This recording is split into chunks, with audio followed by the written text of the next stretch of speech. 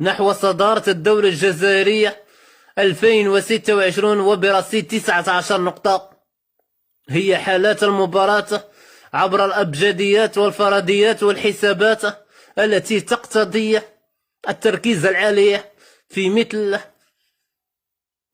هذه اللقاءات بجزئيات بسيطة. على ناحية الوسطية لفائدة فريق مولودية الجزائر، جونيور كبرية يعود من الهجوم نحو الوساطة لفريق مولودية الجزائر.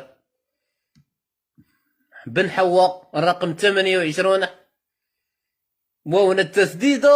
واو واو واو واو واو واو واو جولاصو أول لفائدة مولودية الجزائر يتحقق عند الدقيقة 66. يا سلام على هدف، ويا سلام ويا الله على هذا الجول يتحقق للاعبي الامسيا. جول جول جول لنادي مولودية الجزائر، والصدارة تنادي قلعة أبناء العاصمة ولممثل الشمال الجزائري. أبناء العاصمة يحركون الشباك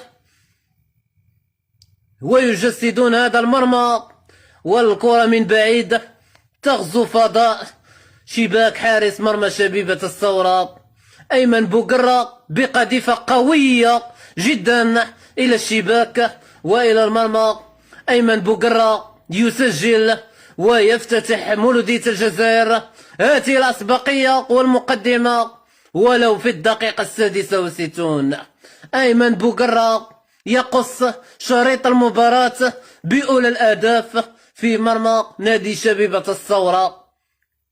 أيمن بوقرة عند الدقيقة 67، اللاعب الذي جاور النادي الرياضي القسنطيني قلعة أبناء السنافر وشيخ الأندية الجزائرية القادم من مدينة الجسور المعلقة نحو الجزائر العاصمة لكي يتألق مع نادي مولودية الجزائر بأولى الأهداف. وأي هدف يتحقق لأيمن بوقرة ولنادي مولودية الجزائر. النيران اشتعلت والملعب ينفجر. ستاديوم الدويرة ملعب عالمي كما تشاهدون، الشوب الاصطناعية التي تشتعل وأنصار مولودية الجزائر التي تنتعش بسلام لتحقيق فريقها المفضل انتصار وكذلك صدارة الدوري الجزائري والمنافسة نحو اللقب التاسع للدوري الجزائري بعد تحقيق شبيبة القبائل 14 لقبا. الكناري وسود جرجرة